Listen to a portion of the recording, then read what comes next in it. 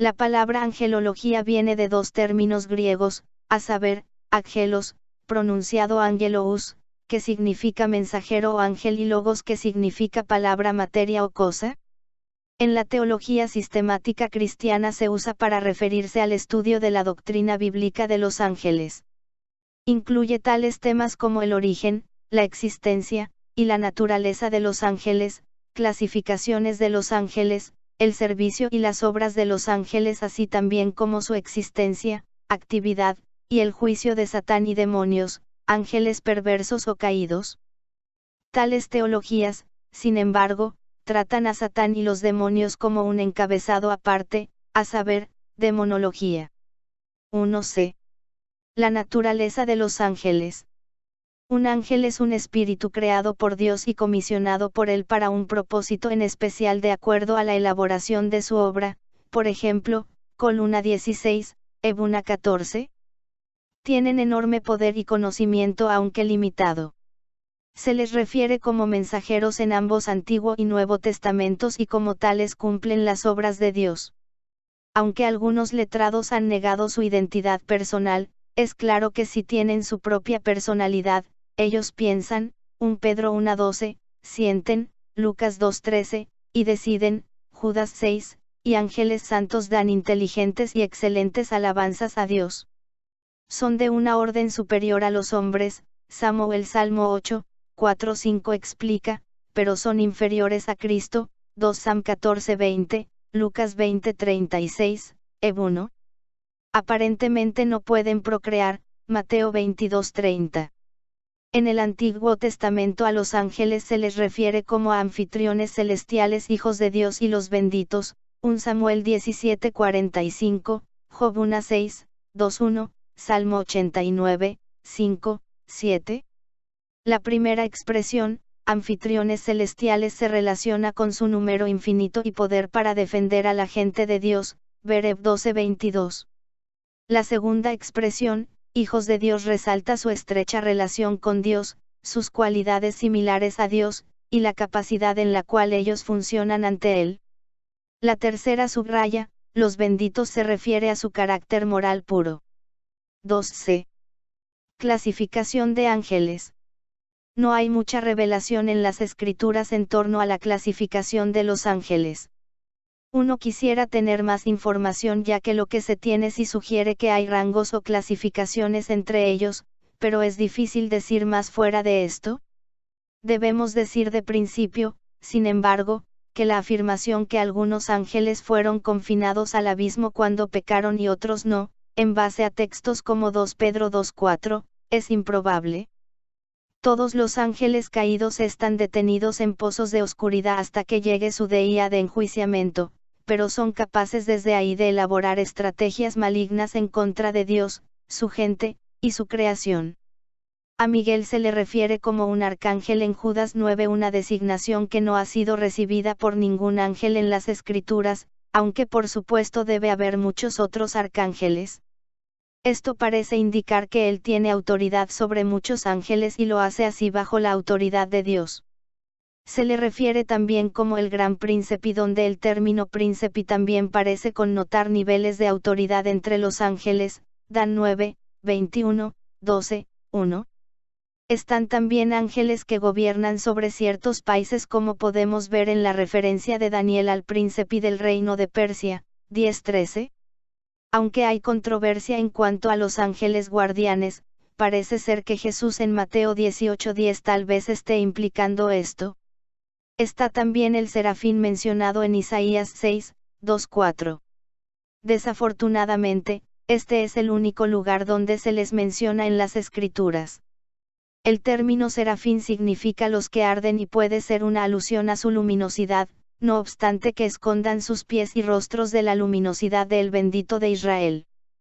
Por lo tanto parece que están profundamente preocupados por la santidad de Dios y lo adoran en humildad. En el caso de Isaías, ellos vinieron a él y de parte de Dios le comunicaron que sus pecados habían sido perdonados. Al haber sido purificado por la santidad ardiente de Dios, el profeta estaba ahora preparado para hablar a un Israel desobediente en nombre de Dios. También se menciona a los querubines varias veces en el AT y una vez en el NT, EB 9:5. Ellos parecen estar ocupados en la protección de la santidad de Dios y el acceso a Él en interrelación. Por lo tanto están estacionados en el jardín del Edén, haciendo imposible para el hombre regresar al jardín y comer del árbol de la vida, Gen 3, 22-24. Similarmente, están conectados con la cubierta y la ley en Éxodo 25, 18-22, es allí en la cubierta donde Dios iba a reunirse con el hombre pecaminoso. Ellos son los seres vivientes que Ezequiel vio en su visión, Ezequiel 1, 4-28, 10-15, y ellos parecen tener 4 alas y rostros como de leones, toros, águilas, y seres humanos. Ellos tenían manos humanas, pies como de becerros, etc. Ve a Ezequiel 1, 4-14 para más detalles. Ellos también, como aquellos que Isaías vio, brillaban resplandecientemente, como bronce pulido. Ellos están asociados con el fuego, relámpagos, y adoración santa del Dios verdadero y misericordioso, ver Apocalipsis 4, 4-8. 3c. Servicio de ángeles.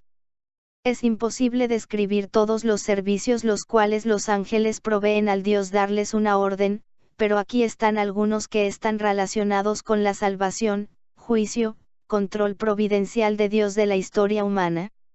En términos de la salvación, los ángeles interpretaron un papel en la llegada, muerte, y resurrección de Cristo. Ellos dieron este mensaje a María que ella iba a tener al niño Cristo, Lucas 1, 26-38, y lo proclamaron como Salvador ante los pastores, Lucas 2:13. Ellos fortalecieron a Cristo durante el periodo de las tentaciones en el desierto tal como lo fortalecieron en las pruebas de Getsemaní, Lucas 22:43. También estaban listos a su orden para luchar por él, Mateo 26 horas y 53 minutos. Además, rodaron la piedra de su tumba y también proclamaron su resurrección, Mateo 28, 2,6. El autor de los Hebreos sintetiza el papel de los ángeles en las vidas de los creyentes en Hebreos 1:14, no son todos los ángeles espíritus abastecedores enviados para ayudar a aquellos quienes heredarán la salvación. Como tal, no están vitalmente interesados e involucrados en nuestro propio crecimiento espiritual y la misión que tenemos de tomar el Evangelio a los extremos de la tierra. Ellos, cuando Dios desea, nos fortalecen y hasta nos rescatan de peligros físicos para que podamos continuar con el trabajo de Dios de predicar el Evangelio, Hechos 12:7, 27, 23-24. Están profundamente interesados en la salvación de los descarriados y se alegran cuando un pecador se arrepiente y se dirige a Dios, Lucas 15:10. Ciertamente, Felipe fue comisionado por un ángel para ir y reunirse con el eunuco de Etiopía en el camino desierto para que este hombre pudiera ser salvado, Hechos 8:26. Los ángeles también se involucran en cuidar a los creyentes cuando mueren, Lucas 16:22. A los ángeles también se les usa por el Señor en el juicio de los no creyentes. Esto se puede ver en el Génesis 19, 12-13 cuando los ángeles le dicen a Lot que salgan de Sodoma, por la orden del Señor y por la maldad de esa ciudad, estaban preparados para destruirla. Algunas veces infligen castigo, Hechos 22-23, y en el Apocalipsis 8-9, 16 ellos están íntimamente conectados con la trompeta y el juicio 18 al final de la era ellos serán los que junten a los injustos para el enjuiciamiento, Mac 13, 41-42. En el sentido que los ángeles estaban involucrados en la llegada de Cristo, la salvación, crecimiento, preservación de los cristianos, y el juicio de los no creyentes ellos estaban involucrados en la obra providencial del plan de Dios, envolviendo todas las cosas, en el mundo. Esto se puede ver en el control de las naciones también, Daniel 10, 13,20-21. 4c. Satán como un ángel caído. El término Satán significa adversario en la Biblia hebrea y el Nuevo Testamento los escritores trajeron el nombre al griego sin ningún cambio. Satán es un ángel caído, malvado, tal vez un arcángel, aunque esto no totalmente preciso, ver Ezequiel 28:14. Ha habido mucha especulación en torno a Satán y sus demonios, lo cual pone en duda su existencia e identidad personal. Primero, se va a ser mencionado que el demonio o demonios son corroborados por todo escritor del Nuevo Testamento y aparecen en varios libros de la también. Segundo, Jesucristo mismo enfrentó directamente a Satán y sus demonios en numerosas ocasiones, por ejemplo, Mateo 4, 1:11, Marcos 5, 1:20. Tercero, ciertas maldades como el holocausto, por ejemplo, dan apoyo a la descripción de Satanás y los demonios. A Satanás también se le describe como una persona. Pero algunos alegan que la idea bíblica de Satán y los demonios debe ser desmitificada. Esto es, Satán y los demonios pertenecen a la perspectiva de los cristianos, aparte de otros, del primer siglo, pero con el advenimiento de la perspectiva científica, sabemos mejor. Enfermedades que eran atribuidas a Satán ahora sabemos que son enfermedades causadas por bacterias y virus microscópicos. El problema con esta perspectiva es que los cristianos, y otros más, en el primer siglo no atribuían todas las enfermedades fisiológicas al demonio, solo algunas. Por lo tanto no eran tan ingenuos como esta perspectiva implica. Además, es simplemente arrogante, sin mencionar ingenuo, el atestiguar que porque ellos vivieron entonces y nosotros en la actualidad, sus perspectivas eran infantiles, aniñadas, e improbables. Tal vez no sabemos todo lo que debíamos saber, además el paradigma de la ciencia es incapaz de dar un juicio en este tema ya que la naturaleza de este caso, la realidad de las cosas tratadas no están situadas dentro de sus métodos de cuestionamiento. Se encuentran otros que dicen que el demonio es en realidad una forma de hablar de fuerzas malévolas, en la cultura, por ejemplo. Esto está, sin embargo, lejos de lo que la Biblia enseña con respecto a Satanás y sus emisarios. Con respecto a Satán, la Biblia enseña que él es una persona, es decir, que tiene una personalidad. Es muy astuto, Gen 3:1, 2 y Oar 11:3, se enoja cuando fracasa, Rev 12:17, y ejerce su voluntad en las personas que están indispuestas a escuchar a la verdad, 2 Tim 2:26. Todas estas son funciones que una persona lleva a cabo y que él, por supuesto, será responsable ante Dios por todo lo que ha hecho, esté haciendo, y haga, Juan 12:31, Rev 20:10. Por lo tanto, él será moralmente responsible. Así que él no es solo una fuerza en la cultura, o maldad o cualquier otra cosa, él es una persona que, aunque no lo igualemos con la cultura, desempeña una representación perversa en los eventos culturales y mundiales, 1 Juan 5:19. Los demonios también tienen una personalidad y no son las almas de gente muerta que pecaron lejos de la gracia salvadora de Cristo. En las Escrituras a Satán, adversario, se le da diferentes nombres y títulos los cuales ilustran su actividad de oponerse a los propósitos, planes y gente de Dios. Sus nombres incluyen, 1, el demonio, calumniador Mateo 4:1, 13:39, Rev 12:9, 19, 2, Belcebú, señor del cielo, Mateo 12:24, mientras que este era usado por los fariseos para referirse a Satanás. El origen y asociaciones del nombre son inciertos. Pudo haber sido usado originalmente para referirse a la deidad cananea de la fertilidad, quien era el principal adversario de la religión israelita. En este caso, Baal significa señor y Zebul se refiere al cielo 20, y 3, Biliel, uno que se opone a Dios, 2 Ioar 6:15, 21. A Satán se le conoce por muchos títulos los cuales revelan sus intentos de oponerse a la obra de Dios y de dañar a los santos. Se le conoce como al Dios de esta era, una era caracterizada por el pecado y la oposición a Dios. Él se opone al Evangelio al cubrir las mentes de las personas a la verdad del Evangelio, 2 Corintios 4:4. A él se le refiere como el príncipe de este mundo, Juan 12:31. Por lo tanto, en alguna manera el sistema mundial está bajo su control, 1 Juan 5:19. Él es el príncipe de las tinieblas, Efesios 2:2, columna 13, y como tal gobierna sobre los demonios que hacen su voluntad y sobre los incrédulos, los hijos de la desobediencia, como Pablo dice. Su nombre, el malo sugiere su propia naturaleza y la naturaleza de su obra entre la gente promoviendo maldad y oposición a la rectitud y a la verdad. También se le conoce como, 1, un ladrón cruel que viene a robar, matar, y destruir, Juan 10:10, 2, el tentador, 1 Tesal 3:5, 3, asesino, Juan 8:44, 4, el padre de las mentiras, Juan 8:44, y, 5, el gran dragón que engaña al mundo entero, Apocal 12:9. Qué buenas noticias son que el ministerio de Jesús golpeó el centro de su poder y ahora es un enemigo derrotado, esperando sentencia.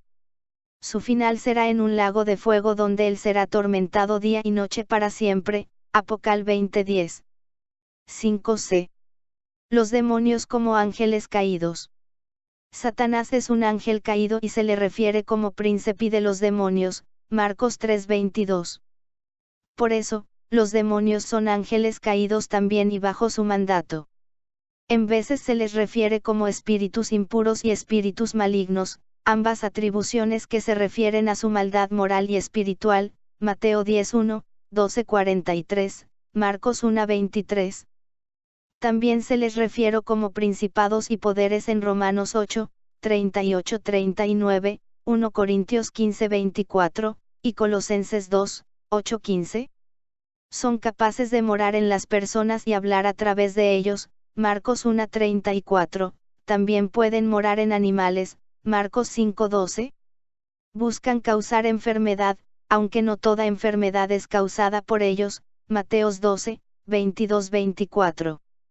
Ellos desean engañar a los cristianos, 2 Sioar 11:14, al punto de llegar a tener su adoración, 1 Sioar 10:20, y por eso deben ser firmemente resistidos, Ef 6, 12-18, Santiago 4:7, 1 Pedro 5:8.